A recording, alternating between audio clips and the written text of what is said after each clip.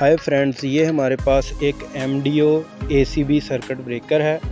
तो ये देखें, ये 1600 एम्पेयर का रेटिंग का ब्रेकर है हमारे पास। और ये इसका ये जो है मैकेनिकल हैंडल लगा हुआ है, जिसकी मदद से हम इसको चार्ज करके ऑन करते हैं। ये ऑन का पुश बटन है और ये वाला ऑफ़ का पुश बटन है। ये इसका ट्रिपिंग का बटन है। जब ये ट्रिप हो जाए तो ये नाप बाहर आ जाती है, हमें पता चल जाता है कि ये ट्रिप हो गया है। और ये दोस्तों इसकी वेरिएबल्स हैं, जिसकी मदद से हम इसकी करंट की सेटिंग और शॉर्ट सर्किट की सूरत में कितने टाइम में बंद हो इसकी सेटिंग कर सकते हैं। तो ये इसकी MDO टाइप का ACB सर्किट ब्रेकर है। तो ये आ गया है हमारे पास EDO टाइप का सर्किट ब्रेकर। EDO, ये देखें, इसका माइक्रो कंट्रोलर पैनल लगा हुआ है, जिसके ऊपर 924 एम्पेयर करंट भी शो हो रहा है। और ये वेरिएबल्स हैं इसकी एडजस्टमेंट के लिए।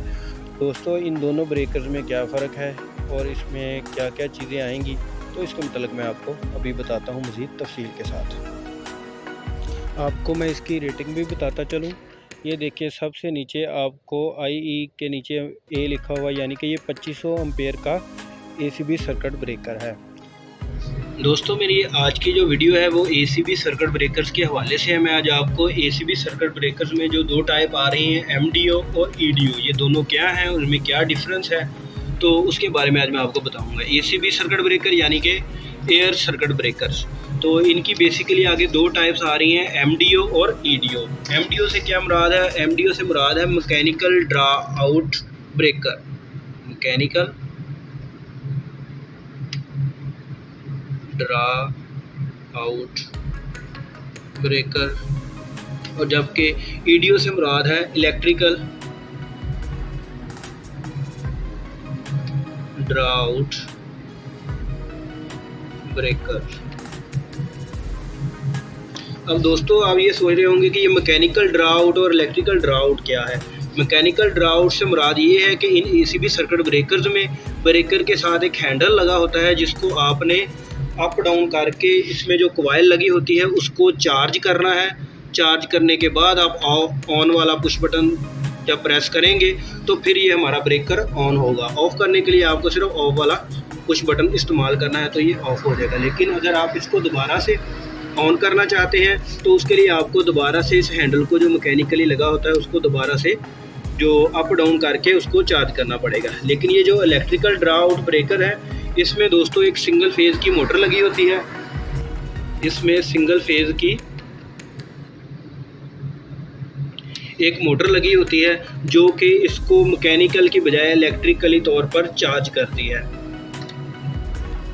और इसमें एक LRC रिले भी होती है, जो कि लॉक रिलीज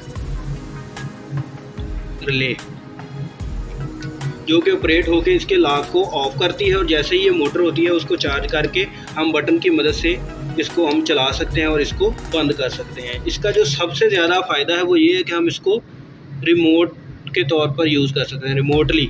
यानी कि इसको, ये जो ब्रेकर है, हम इसको किसी भी जगह से, मतलब हमारा जो मेन पैनल किसी जगह पर लगा हुआ है और हमारा ऑफिस किसी जगह पर है, तो उस जगह से भी हम इसको ऑपरेट कर सकते हैं, ऑन भी कर सकते हैं और ऑफ़ भी कर सकते हैं। जैसे ही हम इसको ऑन करते हैं तो इसमें होता क्या है, इसमें जो ये जो मोटर लगी होती है सिंगल फेज़ की, ये भी उसके साथ फ़ौरन चलती है और दोबारा से जो इसमें स्प्रिंग वगैरह होते हैं उसको कंटिन्यूसली चार्ज रखती है। यानी कि ये जो इसमें लगी हुई मोटर सिंगल फेज़ की, ये इसको कंटिन्यूसली चार्ज रखती है और आप किसी भी वक्त इसको ऑन और ऑफ़ किसी भी जगह से कर सकते हैं। लेकिन ये वाला, इसके लिए आपको ऑन ऑफ़ करने के लिए हैंडल को जो है ना वो ऑन ऑफ़ उसकी मदद से करना पड़ता है। इसमें जो सबसे बड़ा फ़ायदा ये है कि ओपन और क्लोज़ के लिए, यानी कि इसको ओपन और क्लोज़ के लिए हमको सबसे कम वक्त दरकार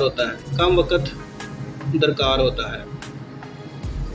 लेकिन अगर हम इसकी जानिब आ जाए तो इसके लिए हमें इसकी निस्बत ज़्यादा वक्त दरकार है, क्योंकि अगर हम इसको एक मरतबा बंद कर देते हैं तो उसको दोबारा ऑन करने के लिए सबसे पहले हमको इसको मैकेनिकली चार्ज करना पड़ेगा। चार्ज करने के बाद दोबारा हम इसको ऑन कर सकते हैं, अदरवाइज़ ये ऑन नहीं हो उसका। तो दोस्तों, इसका थोड़ा सा कंपैरिजन आप कर लें कि ये मैकेनिकल ड्रा आउट, यानी कि इसको हम ऑन करने के लिए हैंडल को पुश करने की ज़रूरत होती है, चार्ज करते हैं उसके बाद ही ऑन हो सकता है। लेकिन electrically draw out breaker EDO, यानी कि इसमें एक सिंगल फेज़ मोटर लगी होती है, जिसकी मदद से ये ऑटो पे चार्ज होता है और हम इसको हम उसकी मदद से ऑन और ऑफ़ कर सकते हैं, लॉक रिलीज रिले की मदद से। और इसको आप रिमोटली किसी भी जगह से जो है ना वो ऑपरेट कर सकते हैं। जबकि ये वाला जो ब्रेकर है आप इसको सिर्फ जिस जगह पर ये लगे हुए हैं आपको ऑन ऑफ करने के लिए उसी जगह से इसको चलाना पड़ेगा, और इसके लिए वक्त भी कम से कम दरकार होता है और इसके लिए हमें ज़्यादा वक्त की ज़रूरत होती है। तो उम्मीद है कि आपको मेरी आज की वीडियो पसंद आई होगी।